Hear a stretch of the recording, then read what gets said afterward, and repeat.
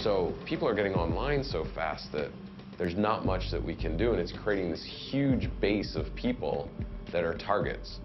Either their computers, their finances, you know, they're doing banking and all this stuff, which isn't inherently a problem, but then they get an email that would be fishy to someone that's been online for a while.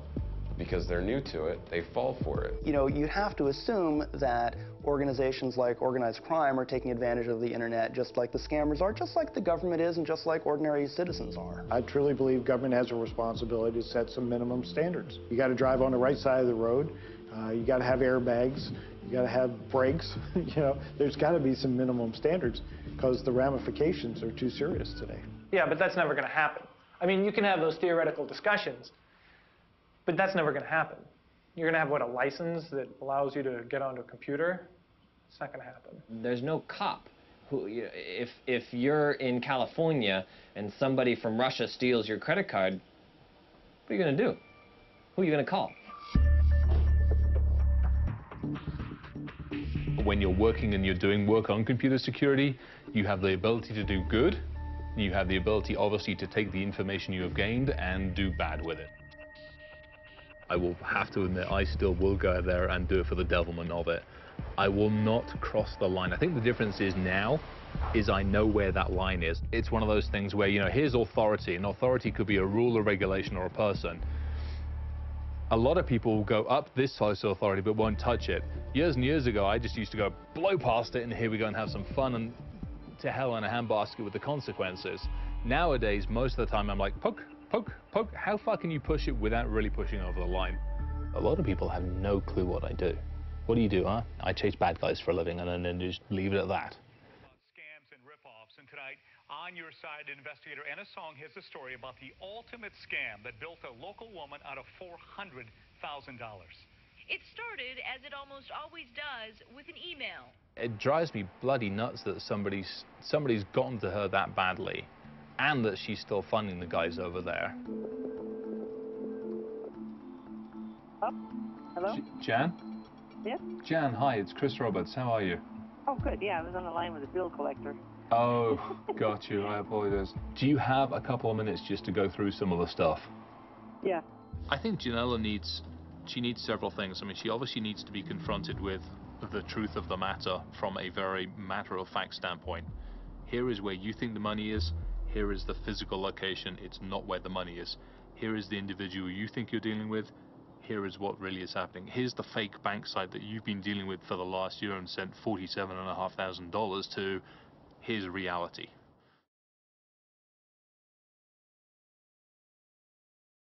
Mr. Joseph O-D-E-H, Oda, he said it's illegal to send the money from Nigeria to America, and so he said we have to go through another bank, so he said it has to go through a Spanish bank. So then I pull up the website, and there's a tracking number, there's how much money is in there. It's right there. Pending, debit on hold, 122 minus $35. So this is very good news. Very good news that we probably will finally get the money out of Spain. I had a little bit of fun with the Spanish website last night just to see what was going on with it. If we go back and say, wow, okay, it's a large bank, it's a multi-billion-dollar bank, they're probably going to have a fairly nice website. If you come around and take a look at this, their website is flat. It has one HTML folder with every single thing sat in it. That's the $100 billion company's website. I don't think so. I mean, it just doesn't even make any common sense at that point in time. From a technical standpoint, and that's the difference. And again, is Janella going to have access to that? No. Phishing attacks are one of the most prevalent attacks on the web today. You create a dummy site. It looks like Citibank, but it's not Citibank, and it has a space where you enter, you know, card information, and you enter it in thinking it's Citibank, but it's really C-I-T-Y Bank or something like that. And you press enter, and all your information gets sent to whoever controls CITY Bank. So now I'm going to show you how quick and easy it is to copy a legitimate website. Enter in the address, www.com, click extract, and go.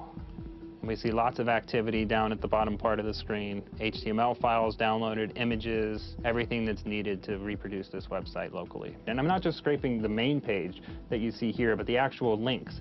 So if people go to the site and they click a link here and there, they're actually going to get replicas of the real content, and it's done. And now if I click over here, on the left we've got the forged site, and on the right we've got the live site. Virtually indistinguishable. The attacker has to drive people to this site. They have to go to the fake site instead of the legitimate one. They have to enter in their username and password. So this will typically be done through an email solicitation, spam. Usually there's some social engineering wrapped around it, telling them they must update their information immediately, or there's some security violation. And once we click the link, we are taken to the forged site.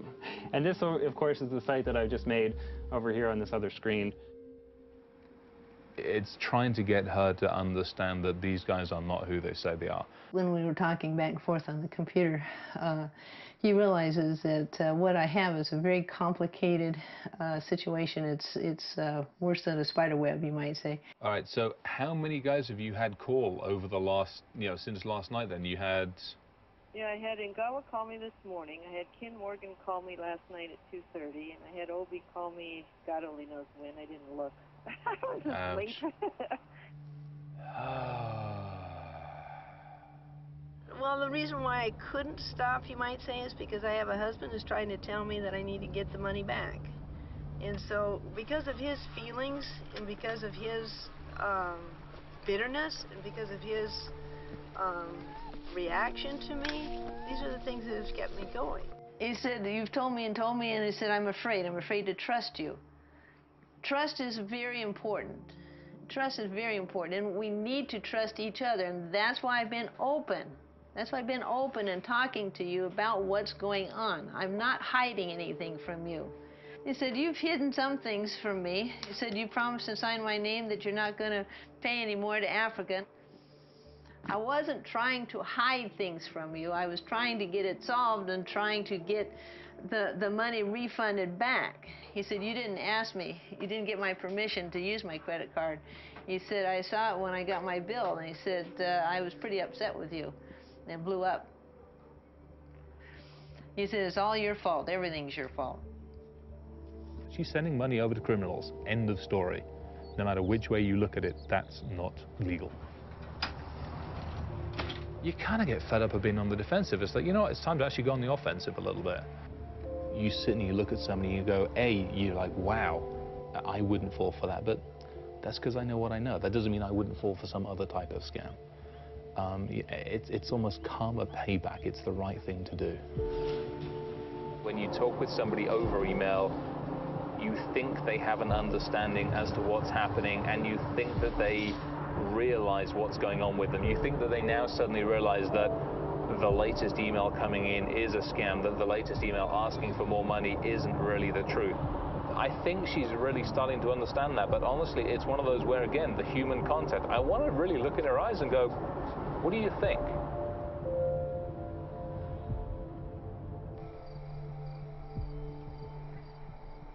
Mostly I sleep, and it's hard to sleep. I dream about it. I dream about my wife and people taking money away from her, and then I wake up and I have a hard time sleeping because it's just hard to dream about people stealing my wife's money. What do you want me to do now? Stop.